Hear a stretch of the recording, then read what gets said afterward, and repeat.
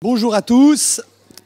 Pour la dernière conférence dans le cadre du CAS en IRM, on a le grand plaisir d'accueillir le docteur Matteo Cohen, qui était chirurgien cardiovasculaire de formation initiale et qui a bifurqué ensuite sur la médecine interne et qui, depuis 5-6 ans, s'intéresse plus particulièrement à l'hypnose.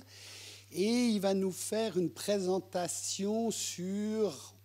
Est-ce qu'on pourrait intégrer l'hypnose pour faciliter certains examens IRM notamment?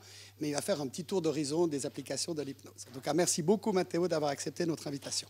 Merci à vous de m'avoir invité. Voilà, c'est un plaisir d'être ici. Et je suis très étonné et content que les gens s'intéressent à l'hypnose. En fait, moi, je travaille en médecine interne aux HUG. Et en plus, voilà, effectivement, depuis 5 ans, je fais de l'hypnose. Et là, vous savez, vous avez peut-être lu les journaux, sinon peu importe, je vous le dis. Effectivement, aux HUG, il y a l'intérêt de former un grand nombre de personnes, de personnel soignant, à l'hypnose, pour que l'hypnose puisse être intégrée dans la pratique de soins de tous les jours. Donc, qu'est-ce qu'on peut faire avec l'hypnose pour nos patients et qu'est-ce qu'on peut faire avec l'hypnose pour nos patients, en particulier pour vos patients qui doivent passer un examen IRM. Vous verrez qu'il n'y a pas très peu de publications entre hypnose et IRM, bien que l'IRM est la méthode, en particulier l'IRM fonctionnelle, pour étudier comment ça marche l'hypnose. C'est un premier paradoxe. L'hypnose est assez paradoxale. Donc, là, c'est une petite citation que j'adore. C'est Saint-Augustin. Bon, je me prends pour quelqu'un. À un moment donné, Saint-Augustin, quand on lui posait la question de qu'est-ce que c'est le temps, il disait, bon, qu'est-ce que c'est le temps? Si personne ne me le demande, je le sais. Si je cherche à l'expliquer, je ne le sais plus. Donc c'est pour ça que pour moi, expliquer qu'est-ce que c'est l'hypnose, ce n'est pas facile. Si vous ne me le demandez pas, j'ai une idée très claire. Puisque vous me demandez, ça me pose des questions. Je me pose des questions. Par rapport aux questions, pour moi, ça me va très bien que vous puissiez m'interrompre à tout moment. Comme ça devient encore plus interactif. La seule chose, évitez de tomber en état d'hypnose profonde pendant ces 45 minutes de talk. OK? Après, volontiers. Juste, pourquoi l'hypnose s'appelle hypnose? On verra qui lui a donné le nom, mais d'où ça vient? En fait, ça vient de la mythologie grecque, comme souvent. En fait, Hypnos, c'est le gardien de la nuit. Et regardez, c'est assez intéressant si on regarde son arbre généalogique. Il est fils, Hypnos, il est là, il est le fils de Nyx. Nyx, c'est la nuit, qui, elle est la fille de Chaos. Donc, déjà, c'est un peu sombre ce qu'on va vous dire. Et en plus, parmi ses frères, il y a Thanatos, c'est-à-dire la mort. Donc c'est pour ça ne doit pas étonner que souvent, dès qu'on parle d'hypnose, on commence tout de suite à se dire, bon, qu'est-ce que c'est ce processus? Est-ce que c'est un sommeil? Est-ce que ça ressemble à la mort? Est-ce que je vais me réveiller un jour? Un peu les mêmes craintes qu'on a parfois vis-à-vis de l'anesthésie générale. Mais ce n'est pas ça. Donc déjà, si vous lisez n'importe quel livre d'hypnose, il vous dit, attendez, quand on parle d'hypnose, ça veut dire 3 choses. Ça veut dire, d'un côté, l'état hypnotique ou transe, la technique utilisée, donc on induit un état d'hypnose par le biais de l'hypnose, et en plus, le type d'interaction entre vous et le patient, vous et la personne qui doit faire l'IRM, s'appelle état hypnotique, relation hypnotique. Donc, par le biais d'une relation hypnotique et des techniques hypnotiques, vous mettez le patient en hypnose. Donc, c'est une sorte de hypnose à puissance de 3. Mais qu'est-ce que c'est? Il y a beaucoup de définitions. Quelque chose sur lequel les étudieux sont assez d'accord, c'est qu'il s'agit d'un état de conscience modifié. On ne sait pas trop ce que ça veut dire en plus, il y a pas mal de critiques, mais ça serait un état de conscience modifié, c'est-à-dire ce n'est pas la veille, ce n'est pas le sommeil non plus, à la faveur duquel l'opérateur peut provoquer des distorsions au niveau de la volition, assez complexes, mais c'est-à-dire, il faut surtout que vous ne pensiez pas à l'éléphant rose maintenant. Vous êtes tous en train d'y penser, ou en bonne partie de vous. Il y a plein d'éléphants roses dans cette salle. Et là aussi, on peut dire que vous êtes dans un état de conscience modifié où je suis en train de vous provoquer une petite distorsion au niveau de la volition. Vous ne voulez pas penser à l'éléphant rose, mais ça suffit parfois que je vous parle de ça, qu'une partie de vous commence à imaginer cet éléphant rose.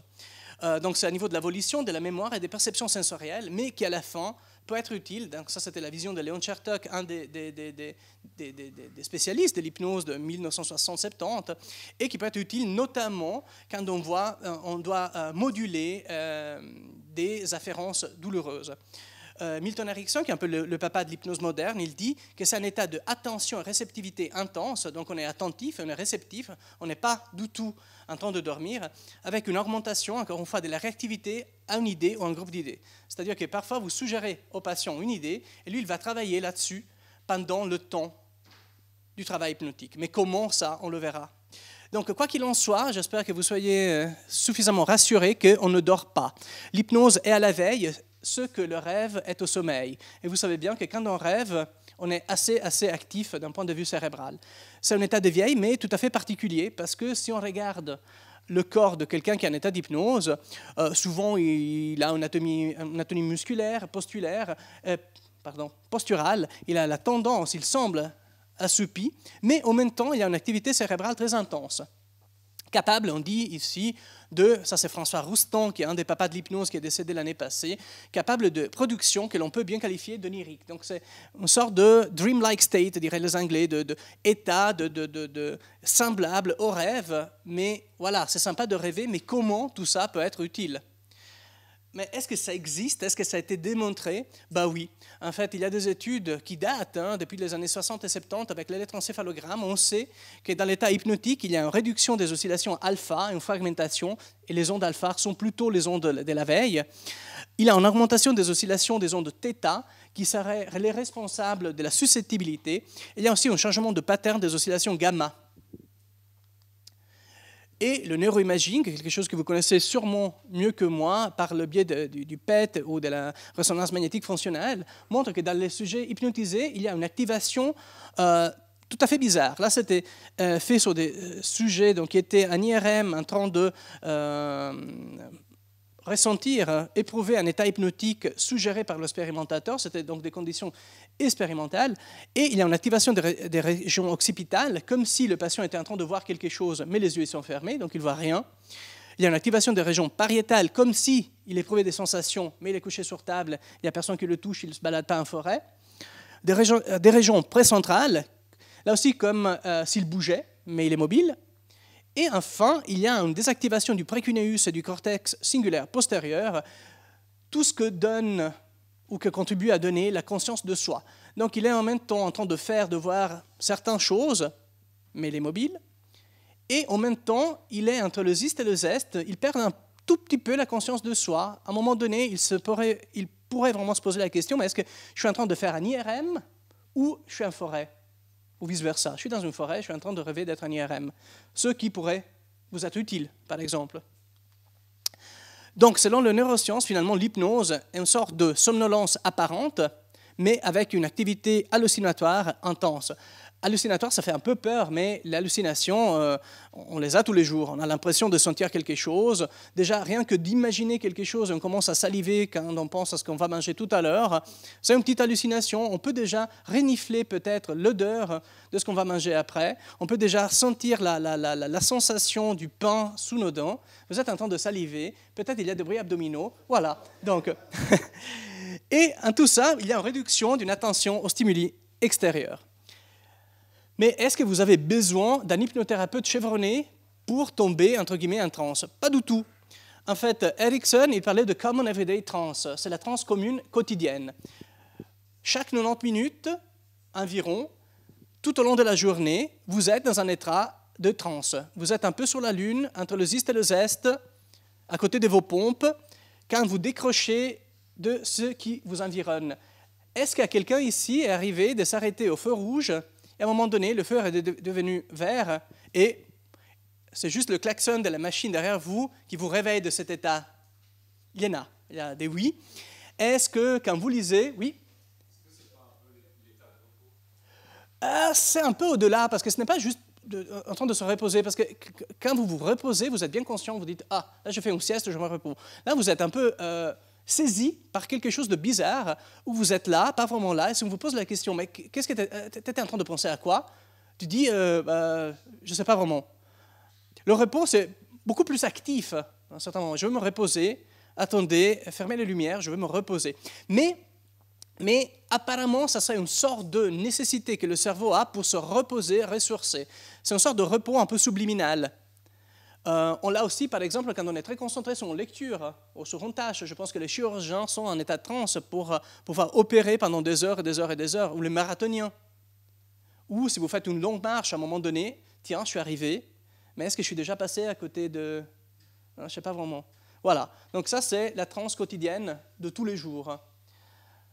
Je pense que ça vous arrive, hein. Parfois vous êtes devant l'ordinateur, donc il y en a un sur trois, je dirais, qui reste en train de penser à ce qui se passe, mais surtout si on fait des tâches qui sont ennuyantes, qu'on est obligé à faire, que nous ne passions pas trop, on part vite dans le monde des super-héros ou à la plage. Ce qui est beaucoup plus sain que le gars qui pense qu'à son boulot, tout le temps. Je vous invite d'observer autour de vous. Là, c'est une citation de Dominique Méglet qui dit « Dans les conférences, donc ça m'a bien plu, une partie du public est dans un état hypnotique facile à repérer. » Donc, je suis en train de regarder parmi vous. Ces auditeurs écoutent la bouche béée, le visage inexpressif, ce qui n'est pas le cas aujourd'hui.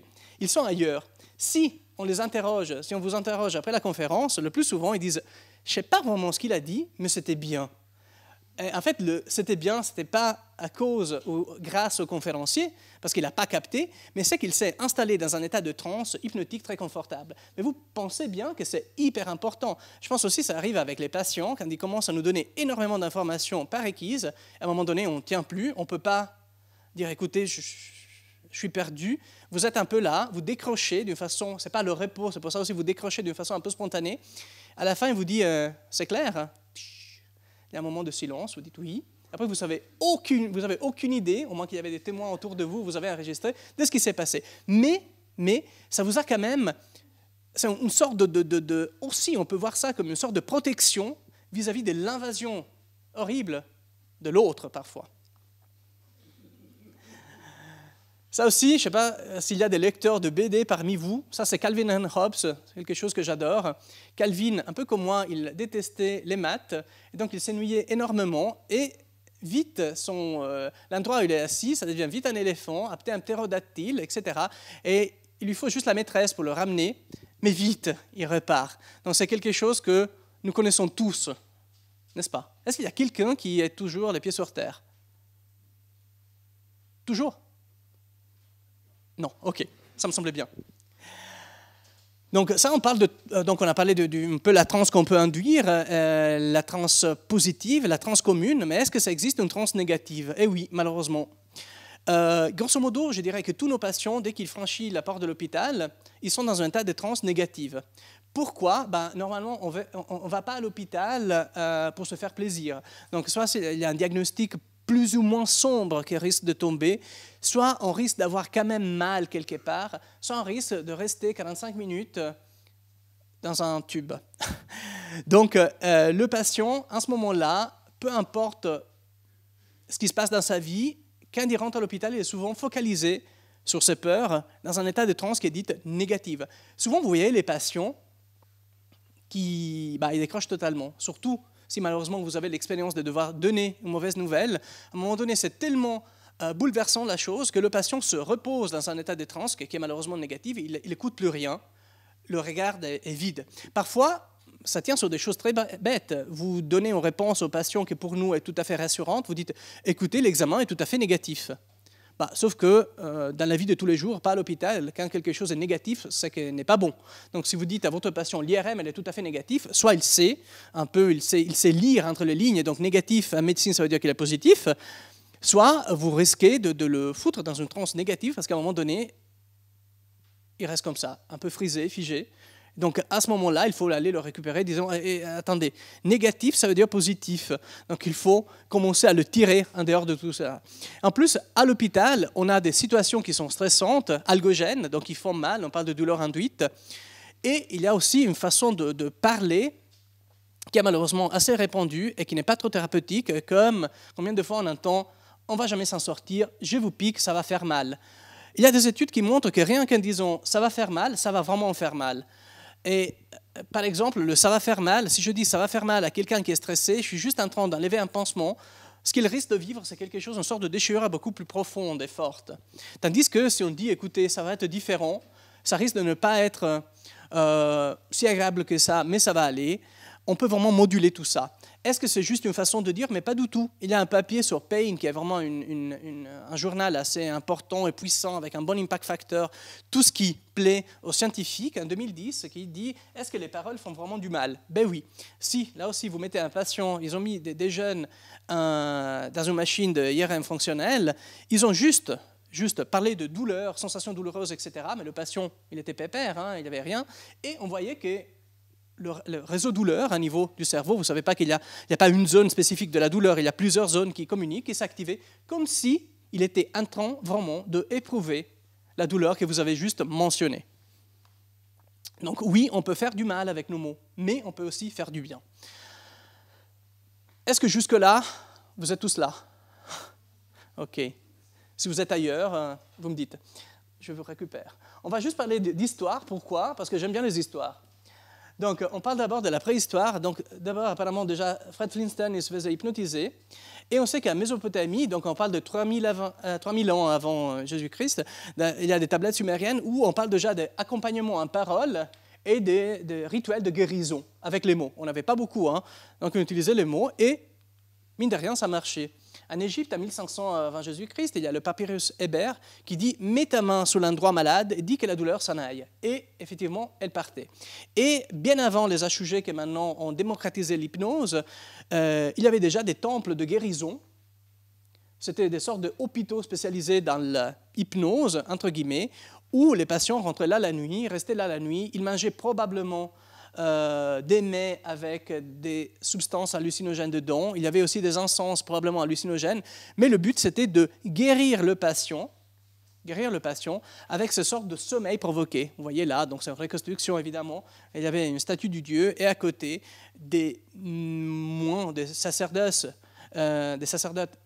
hypnothérapeutes qui conduisaient ces transes collectives.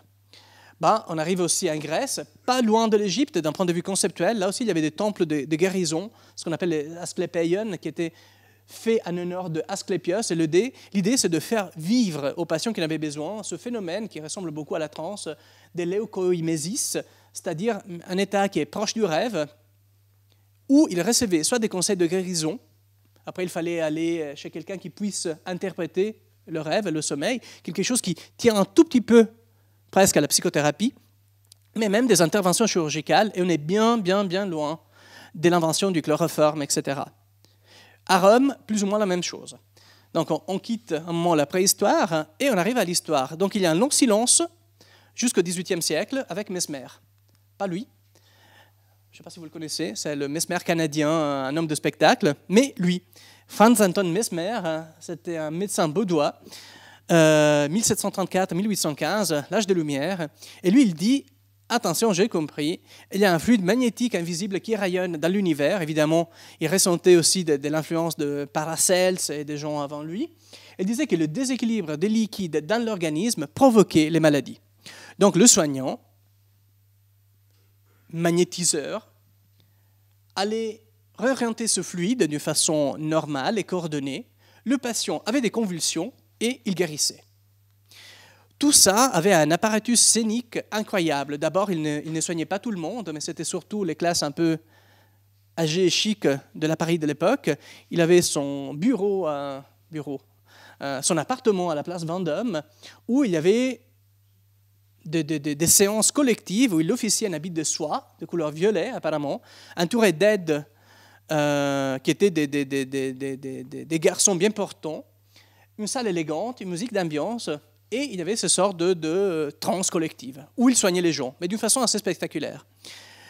Peu après, en fait, il est coève de lui, il y a Chassenet de Puisgur qui dit « Mais attendez, moi j'ai vu des gens, j'ai soigné des gens qui sont bien au-delà, bien en dehors du cercle de Mesmer, qui réagissent à mes stimulations mesmériques, pas avec des convulsions, mais avec un assoupissement. » Donc il commence à dire « Mais attendez, on n'a pas besoin de convulsions pour guérir.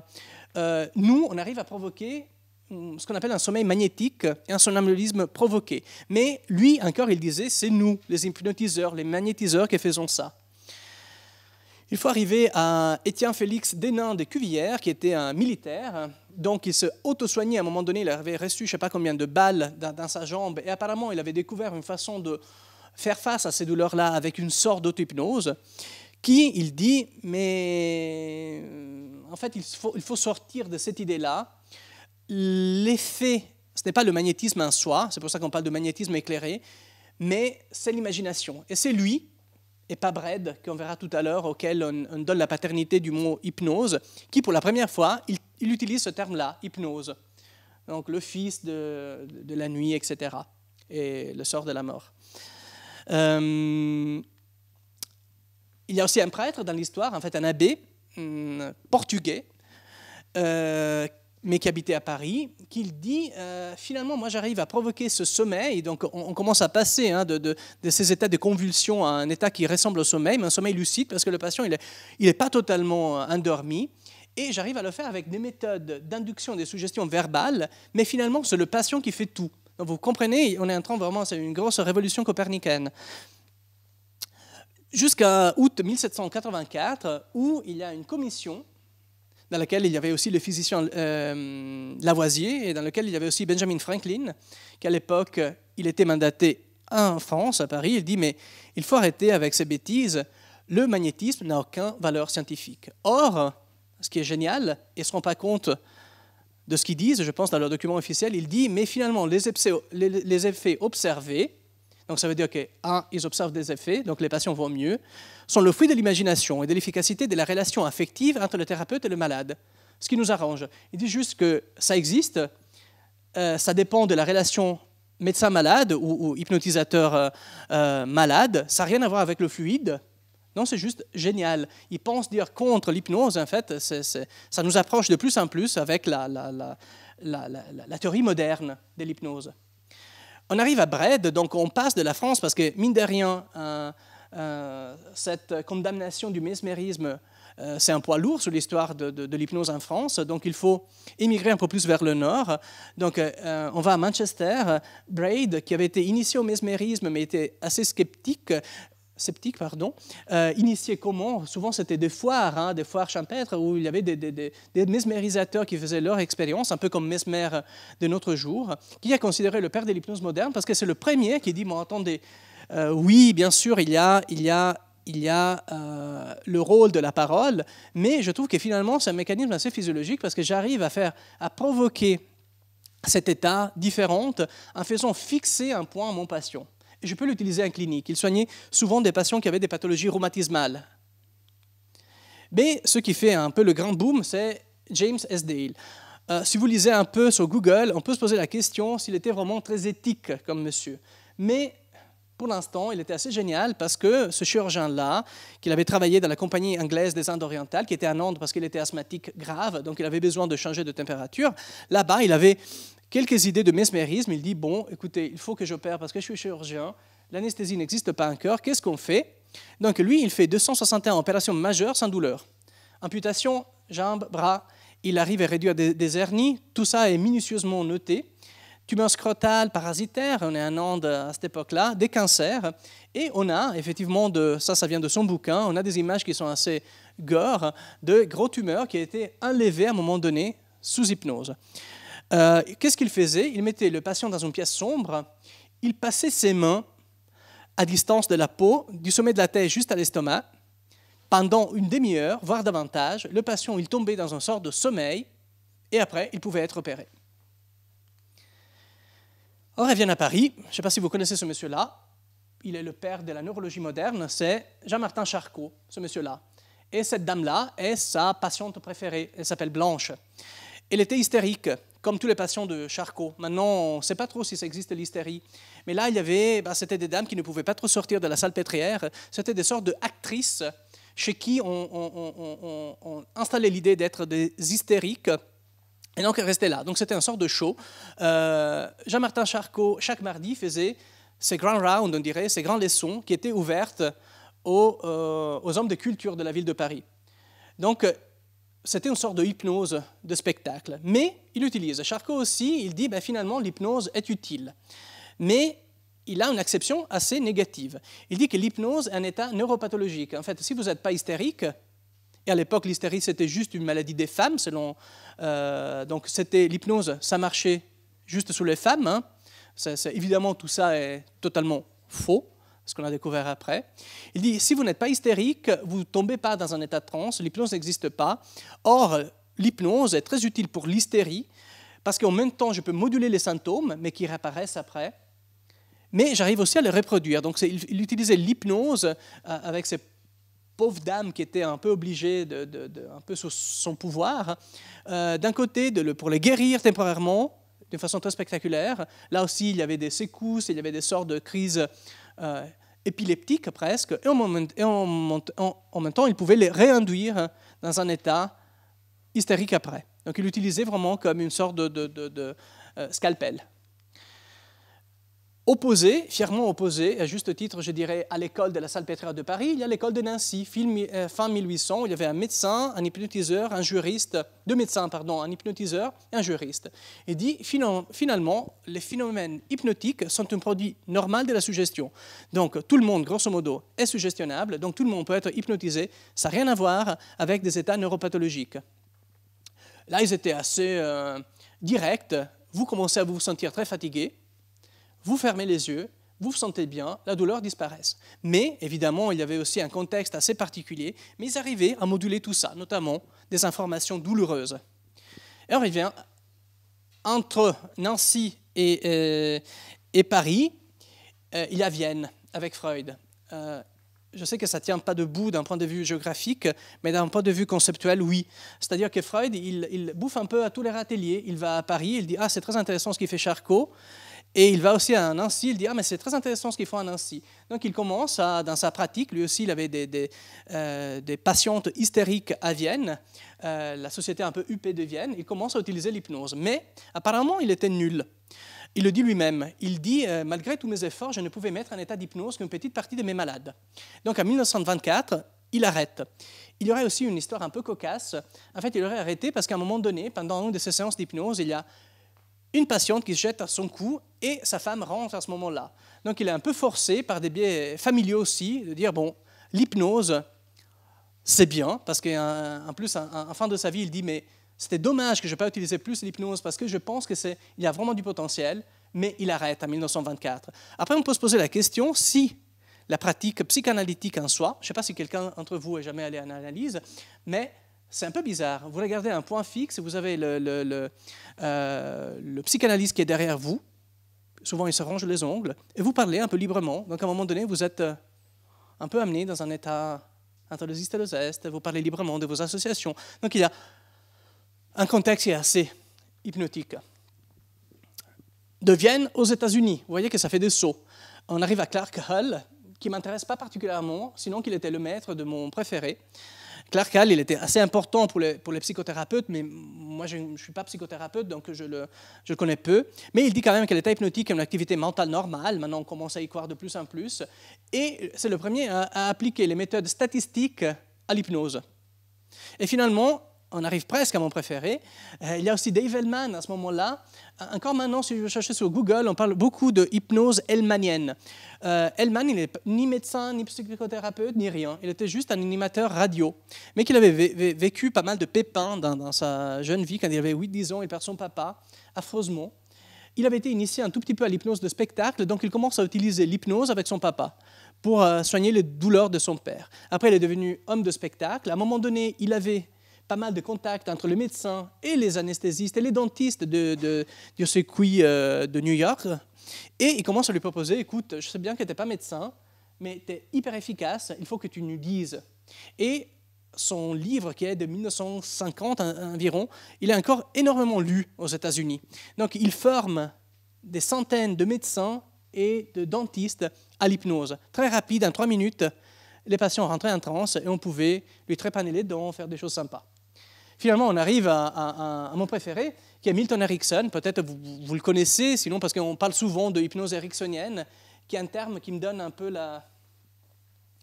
Je ne sais pas, ça me fait un peu gratter, comme si j'avais une réaction allergique, parce que l'hypnose ericksonienne, c'est sa façon de faire. Donc on ne peut pas dire on fait de l'hypnose ericksonienne, pas plus qu'on fait de la chirurgie... comme le nom d'un grand chirurgien des HUG. Donc chacun fait ce qu'il peut, mais lui, il a créé sa façon de faire l'hypnose, et nous tous qui faisons de l'hypnose, qui proposons de l'hypnose à nos patients, suivons un peu ses pas. Lui, il a une histoire de vie incroyable que je ne vais pas vous détailler. Il était un élève de Hull. Il avait collaboré avec Bateson et Mead. Donc Bateson, c'est un peu un des fondateurs de l'école de Palo Alto. C'est ce qui a révolutionné un peu certaines façons de communiquer, de faire la psychologie. Et Margaret Mead, qui était une ethnographe. Et lui, il réhabilite totalement l'hypnose en médecine et en psychothérapie. C'est grâce à lui, je dirais, que l'hypnose rentre finalement par la grande porte. Et il révolutionne aussi le concept qu'on a de l'inconscient. Souvent, on parle de l'inconscient, on pense tout de suite à les cauchemars, à les choses qu'on a peur de regarder droit dans les yeux et qu'on met dans ce sort de boîte cachée. Erickson disait, mais pas du tout, l'inconscient était hyper important et dans l'inconscient, vous cachez vos ressources. Parfois, elles sont très cachées, vous ne savez même pas de les avoir. Et mon rôle en tant qu'hypnothérapeute, c'est vous aider à les ressortir. Vous avez, en fait, il dit, des facultés inexploitées d'apprentissage. Il avait une technique tout à fait particulière. Et ça, c'est une de ces phrases qui est assez hypnotique.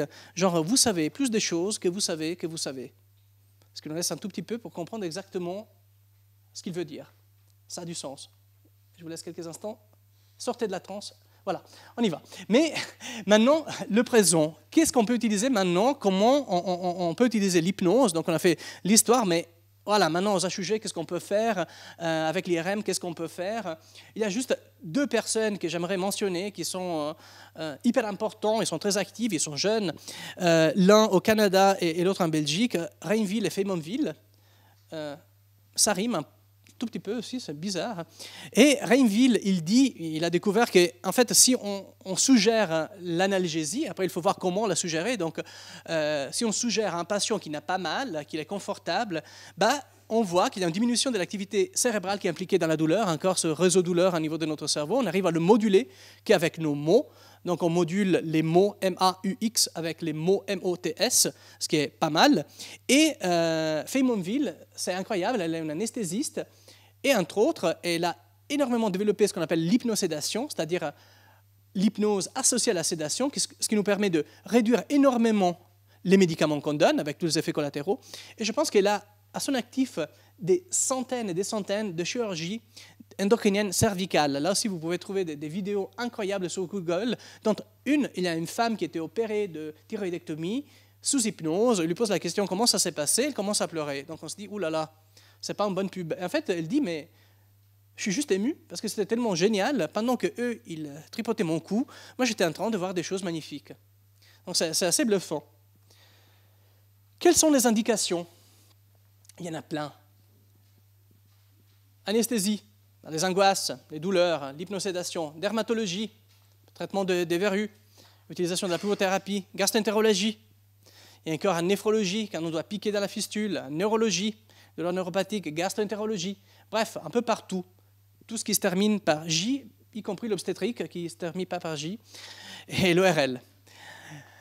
Donc on s'arrête là. Mais évidemment, par exemple, on peut penser à l'IRM, mais même au CT, ou si on doit faire des centrages en radiothérapie, ou en radiologie interventionnelle. J'ai suivi une patiente avec ça, donc c'est assez intéressant. La chose la plus importante, c'est quoi? C'est le rapport entre le médecin et le malade. Ce n'est pas l'indication en soi, l'indication médicale, mais c'est vos compétences. Moi, je ne ferai jamais de la psychothérapie, de l'hypnose en psychothérapie parce que je ne suis pas psychothérapeute, mais en tant que médecine générale, pourquoi pas accompagner des patients en ce qui est de ma compétence. Donc vous, que vous êtes formé à la radiologie et encore plus à l'IRM, pourquoi pas, effectivement, dans votre créneau, se former à l'hypnose pour exploiter cette technique, en particulier dans cette application-là. Contre-indication, il y en a très, très, très peu. En fait, il n'y en a pas de contre-indication en tant que telle. Mais on peut se dire qu'un patient qui est délirant en phase active, donc on n'en a pas beaucoup, ou qui est intoxiqué en aigu, avec n'importe quel toxique, soit l'alcool, soit de la cocaïne ou n'importe quoi, là, la mise en relation, c'est un peu difficile. Mais je pense que personne n'aura très envie de faire de l'hypnose d'un patient qui est totalement bourré. Donc, ça tient un peu au... En plus, je pense que s'il est très, très, très, très, très bourré, il peut rentrer dans un tube d'IRM sans trop de soucis, même s'il est claustrophobe. Mais à quoi ressemble une séance? Donc, encore une fois, c'est Milton Erickson. Donc, ça, c'est une séance assez classique. Il est assis à sa table, en train de parler avec une patiente. Une séance type standard, on dit qu'elle a 5 temps. Il y a un premier temps qui est l'induction, c'est-à-dire l'arrêt de la perception ordinaire par saturation. Je vous invite maintenant juste à fixer un point. Vous fixez un point, vous fixez un point. Vous restez là quelques instants. Et à un moment donné, vous commencez à décrocher. Vous voyez le point qui se dédouble un tout petit peu. Et vous résistez. Et surtout, vous essayez de ne pas fermer les yeux. Voilà, vous revenez ici. Maintenant, ça c'était juste un moment d'induction. Donc, on vous focalise sur quelque chose. Et petit à petit, à fur et à mesure que vous focalisez sur ce point-là, vous commencez à glisser. Mais ce qui arrive aussi dans la transe de tous les jours, hein, vous étiez au feu qui est rouge, et encore rouge, et encore rouge. À un moment donné, vous commencez à penser à vos vacances d'il y a 10 ans. L'induction, que c'est un peu la porte, la petite porte ou la grande porte pour rentrer dans un état hypnotique qui permet l'arrêt de la perception ordinaire par saturation. On glisse vite vers la transe proprement dite, où il y a un moment de confusion. Je ne sais pas, peut-être quelqu'un parmi vous, tout à l'heure, pendant qu'il fixait, il se dit « Non, mais attends, qu'est-ce qui se passe là ?» Je décroche un tout petit peu. Voilà, c'est une petite confusion, une petite surprise qui nous indique qu'il y a quelque chose qui est en train de se passer. Parfois, il y a des sourires, des petites rigolades quand on se rend compte que, tiens, il y a quelque chose de bizarre qui se passe. C'est un relâchement, on dit, de la cognition. Après, il y a l'hypnose proprement dite, où on se dissocie. Il y a souvent des choses assez sympas qui se passent, comme la catalepsie et l'imagination et la safe place. Je vous explique. Bref, à ce moment-là, vous êtes bien présente sur la chaise ou sur la table d'opération ou sur le lit d'IRM, mais en même temps, vous êtes loin. Et parfois, vous êtes suffisamment loin pour que ce qui se passe autour de vous ne vous intéresse pas, ou peu, ou très peu, ou pas du tout. Ce qu'on appelle la safe place. La safe place, c'est un lieu de sécurité, une sorte de cocon intime qu'on peut aller retrouver ensemble avec l'hypnothérapeute, par exemple. Et cet espace où, à un moment donné, quand vous focalisez sur quelque chose, vous commencez à glisser, et tout d'un coup, vous vous retrouvez plus à Genève, à l'Échelle de S, mais en train de voir ce qui s'est passé il y a une année, par exemple. Ou plus, quand vous étiez à la montagne, ou à la mer. Ou peut-être c'était à côté d'un ruisseau, j'en sais rien. Mais bref, c'est cet espace-là. Et si on induit tout ça, à un moment donné, ça peut être très utile, parce que ça devient beaucoup plus important et beaucoup plus réel que ce qui vous entoure, surtout si la réalité qui vous entoure, c'est franchement ennuyante, comme être dans un tube d'IRM. Il n'y a pas grand-chose à voir, vous êtes d'accord? Donc mieux partir loin.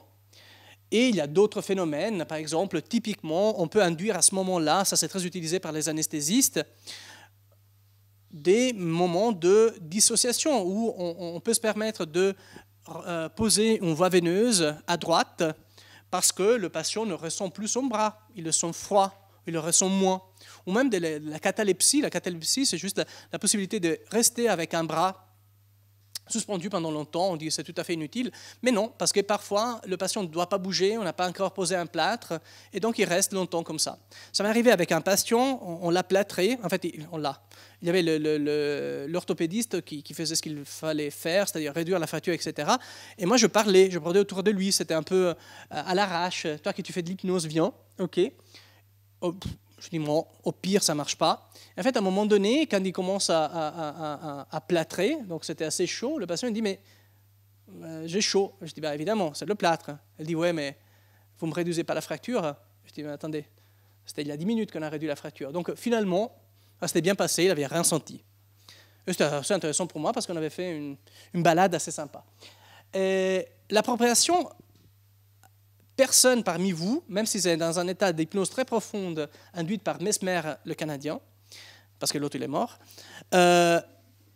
s'il vous demande le numéro de votre carte de crédit, personne ne donnera le numéro de la carte de crédit, au moins qu'il soit très intéressé à lui donner, profondément intéressé à donner le numéro de la carte de crédit à Mesmer.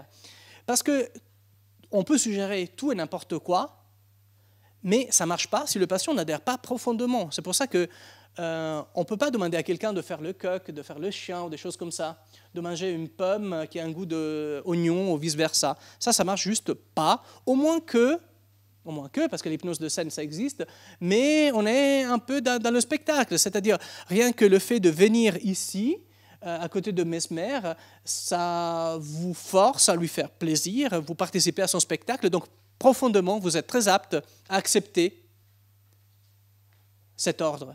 Donc, ne pas proposer de bouffer un oignon à vos patients pendant qu'ils sont dans le tube d'IRM. Il ne va pas penser que c'est une fraise. Et finalement, on peut, même si ça peut le distraire, probablement. Donc il va penser plutôt à l'oignon qu'au tube d'IRM. Ça pourrait être, pourquoi pas, une diversion. Et finalement, il faut revenir à l'état de conscience normal. Là, je vais passer très vite, mais c'est juste, désolé, c'est en anglais parce que c'est quelque chose qu'on va présenter bientôt, mais 3 petits cas faits aux soins intensifs. Là, c'était pas moi, mais c'était Nils Siegenthaler, qui est un des adjoints aux soins, qui utilise l'hypnose. Là, c'était une dame chez qui ils ont posé une ECMO. Vous savez ce que c'est, non? Une sorte de cœur-poumon artificiel temporaire quand il y a des défaillances cardiaques très importantes. C'est des gros cathéters qui doivent être posés à niveau inguinal, etc., avec une petite, tout est petit en médecine, une petite sédation locale. La patiente était très angoissée, etc. L'hypnothérapeute, à un moment donné, a eu le temps, le courage et la force de l'accompagner faire ses courses dans un marché dans le sud de la France, hypnotiquement, évidemment, pendant que les autres faisaient ce qu'il fallait être fait. Donc il l'a accompagnée pendant 1h30, et la dame, elle ne s'est même pas rendue compte de ce qui se passait. Donc il a agi en même temps sur la douleur, parce que je veux bien, mais c'est une petite anesthésie locale, et c'est des gros cathéters. Et ce n'est pas agréable. Et on n'est pas bien quand on pose un ECMO. Et donc, ça marchait très bien. Ça, c'est un premier cas. Et à la fin, elle était très demandeuse de ça. Elle était presque émue. Là, c'est moi. Je suis moins patient. Donc, ce n'était pas 1h30, mais c'était environ 15 minutes. C'était un patient, 75 ans, BPCO. Il faut poser un VNI aux soins intensifs. Il ne veut pas. Il ne veut pas parce qu'il ne la supporte pas. Je dis très bien. Là, j'étais très aidé par les physioresp qui ont monté la pression au niveau du masque graduellement. Donc on a dit, bon, et si vous faisiez comme si vous étiez en montagne, parce qu'il aimait faire la montagne. Donc il commence à partir un tout petit peu dans cette balade en montagne où l'air devient de plus en plus frais, ça devient un peu plus difficile de respirer, mais en même temps on se sent bien parce qu'on est en haut. Et finalement, vers le 15e minute, il s'est endormi avec son masque. Moi, je ne me suis pas endormi, mais donc il a pu faire sa séance de VNI pendant 2 heures avec un bon effet. Et les jours d'après, je ne dis pas qu'il était content de faire la VNI, personne n'est content de faire la VNI, mais il a toléré mieux. Et 3e cas, c'est juste quelques exemples, là c'est pour la douleur.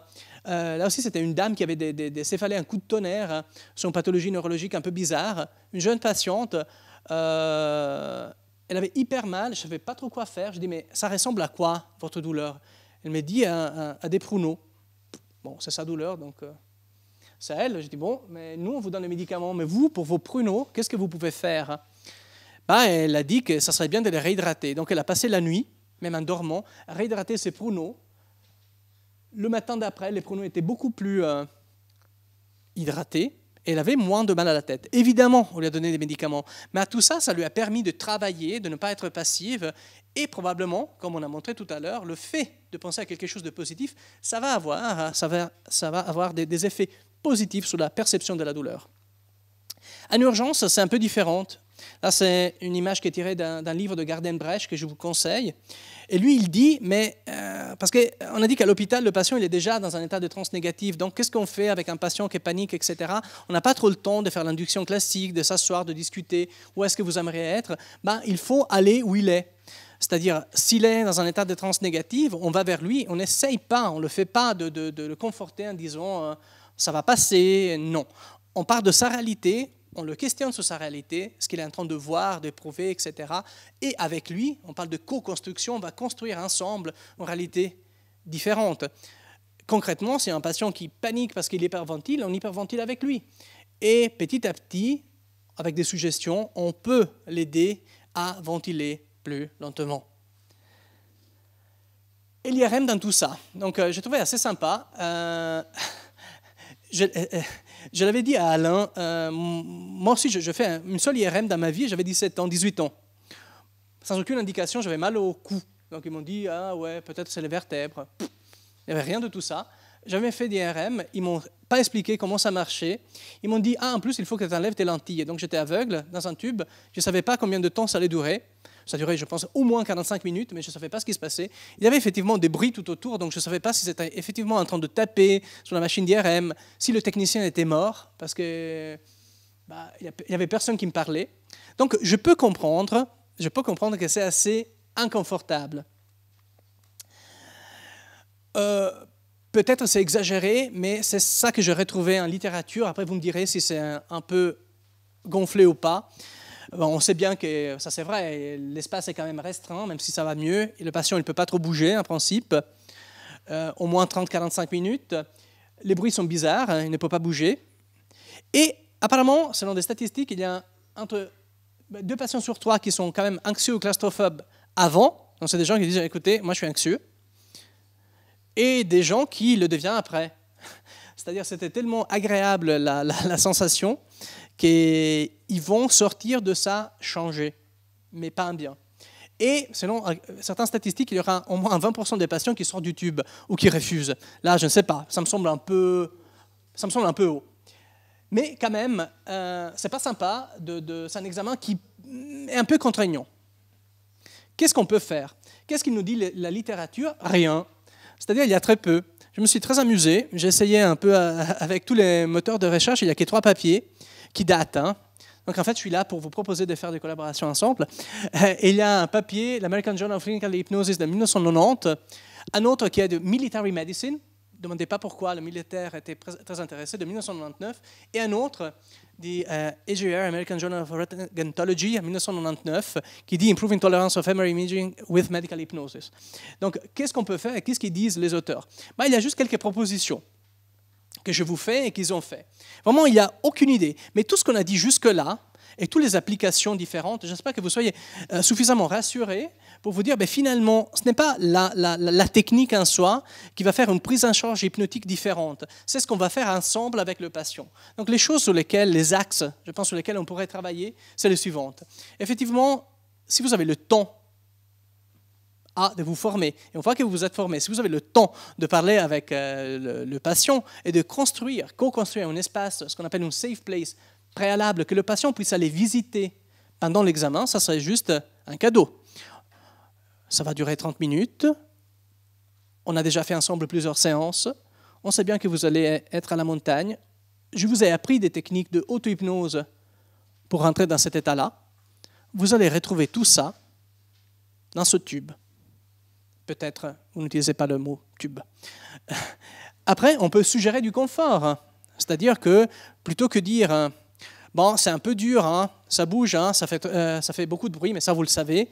On peut dire, écoutez, on peut faire les choses de façon un peu plus confortable. Vous pouvez trouver une posture qui vous convient le plus. Ça, ce n'est pas de l'hypnose formelle.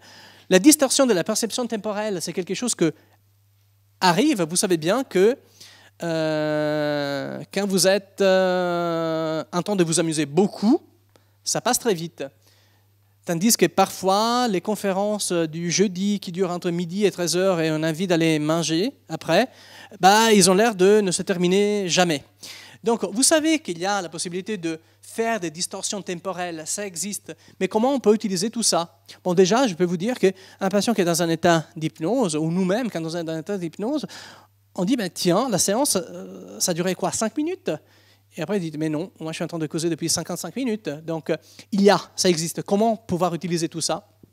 L'amnésie, surtout si vous pouvez suggérer que le patient puisse oublier une partie de l'examen. C'est-à-dire, et peut-être, vous allez retenir de cet examen seulement les choses qui vous intéressent le plus. Je pense qu'il y a de très intéressant d'être là-dedans. C'est plutôt très intéressant ce qui sort de l'examen. Mais on peut utiliser des techniques d'amnésie ou aussi d'analgésie lors des injections. Parfois, on doit faire du gadolinium, des choses comme ça. Donc, il faut quand même avoir un accès veineux. Il y a des patients qui craignent en même temps, c'est une jeune dame que je suis en ce moment-là, qui en même temps, elle a peur des piqûres et elle a peur de l'IRM. Et en plus, elle doit passer son permis de conduire. Donc, il y a la troisième chose, je ne sais pas comment on l'a intégré là-dedans. Mais bon, et l'angoisse à cause de ça. Et finalement, ce qu'on avait aussi discuté avec Alain, c'est de soigner la communication. Donc, même à des niveaux de base, c'est ce que aux HUG est en train d'être fait, c'est de soigner la communication, ce qu'on appelle une communication aidante ou thérapeutique, avec des techniques qui viennent de l'hypnose, mais ce n'est pas de l'hypnose formelle, c'est-à-dire d'amener notre patient vers le positif. Évitez de dire des mots comme « n'ayez pas peur hein, », parce que vous parlez de peur, ça me fait peur. Je ne vous ai pas fait mal. Ne bougez pas, vous n'avez pas froid. Donc, on insiste sur des choses négatives. On peut dire, bon, rassurez-vous.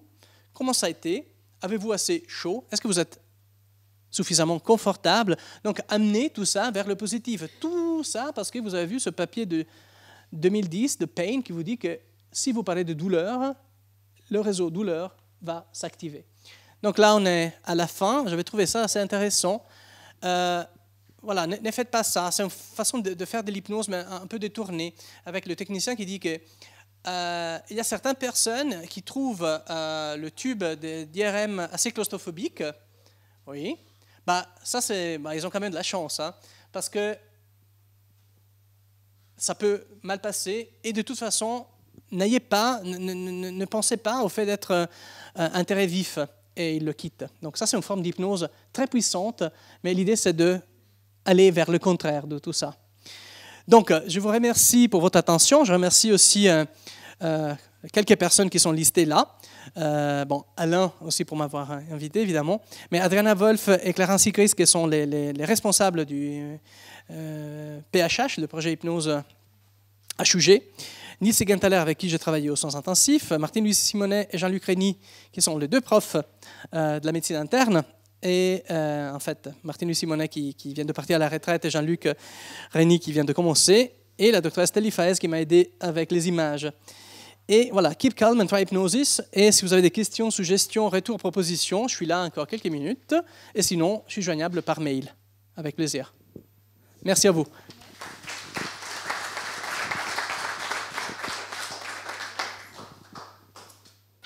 Merci beaucoup de nous avoir ouvert toutes ces pistes sur l'hypnose. Moi, je me souviens quand j'étais étudiant en médecine, donc il y a beaucoup d'années, on avait lu la description dans notre cours de pharmaco d'opérations à cœur ouvert, sous hypnose et acupuncture par les Chinois. Et ça marchait très bien. Pour éviter que c'était juste suicidaire.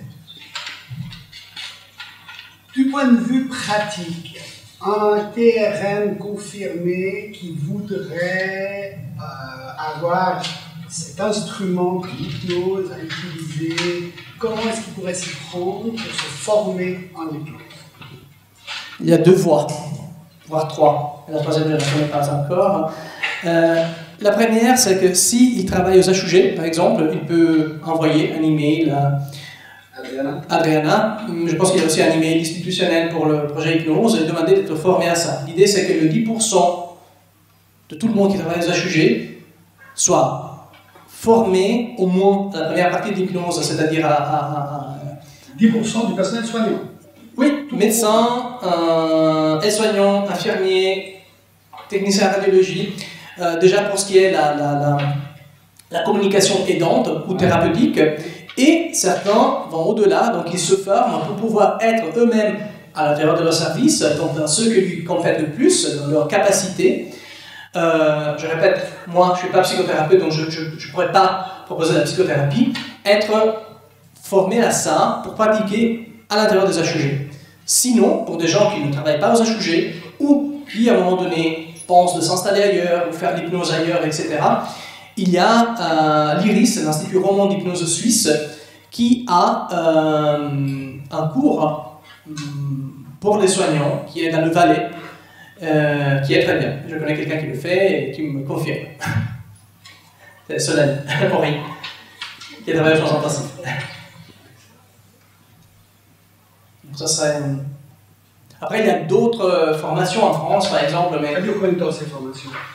Alors, c'est environ 1 année aux HUG, si je ne me trompe pas. En fait, au total, pour la formation de l'hypnose en soi, ça va durer, je pense, si on prend la communication aidante, etc., ça va se faire sur 1 année environ. Sinon, je pense que c'est 2 ans, la formation complète du CAS. Anna... Ah, c'est dans le CAS? Ouais. Mais à raison d'un jour, de 2 jours tous les 2 mois. Ah oui, c'est pour ça que c'est long. Travail personnel plutôt que de journée, finalement.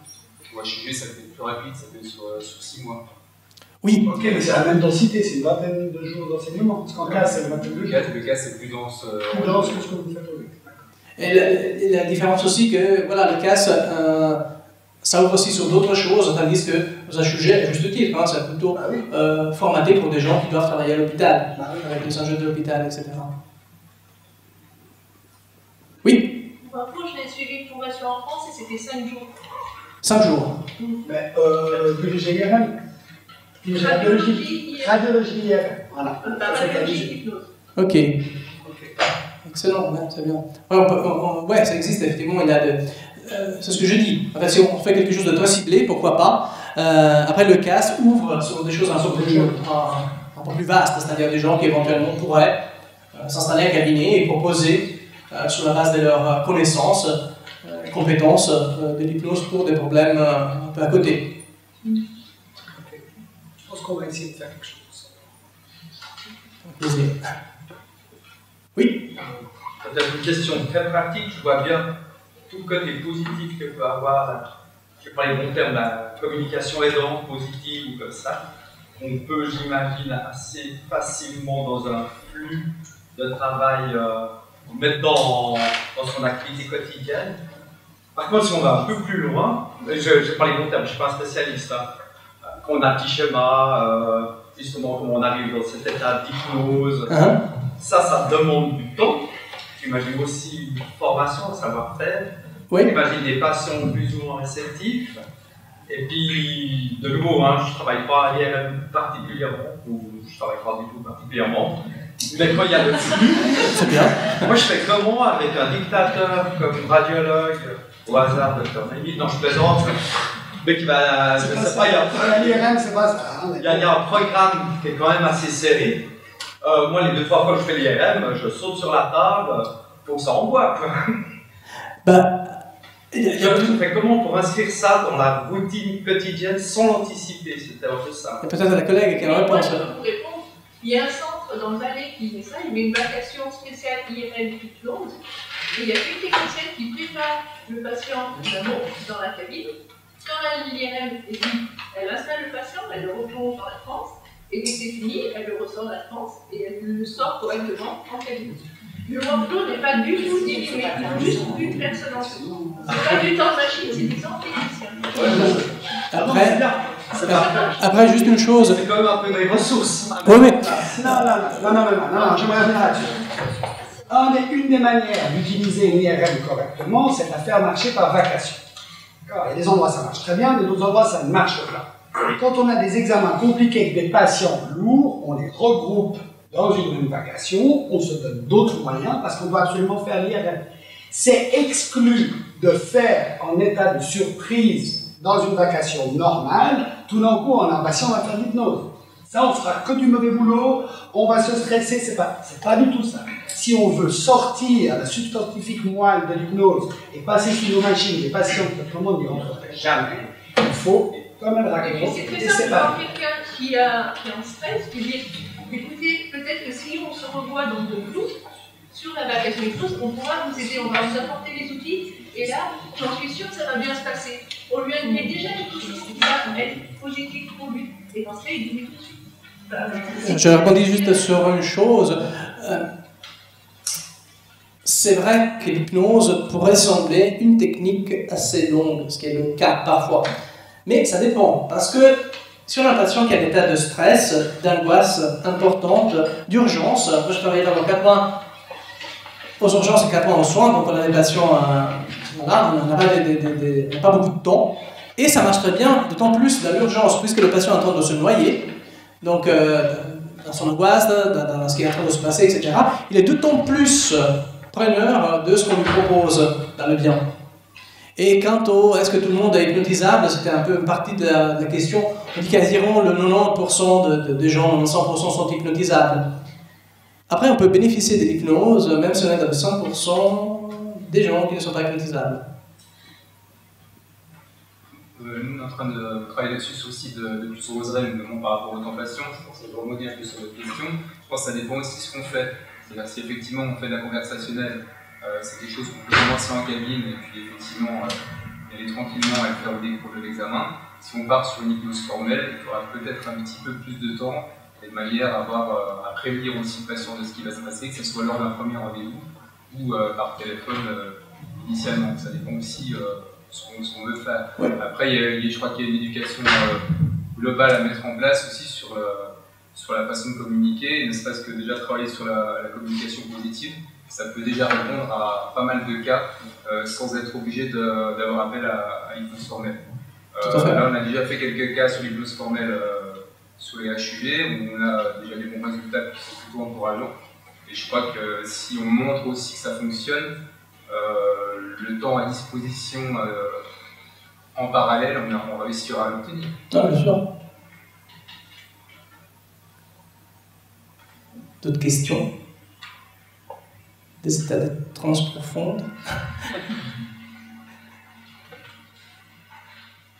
Ok. Si pour vous c'est bon, je vous invite à sortir de cet état de transe, à manger. Merci beaucoup.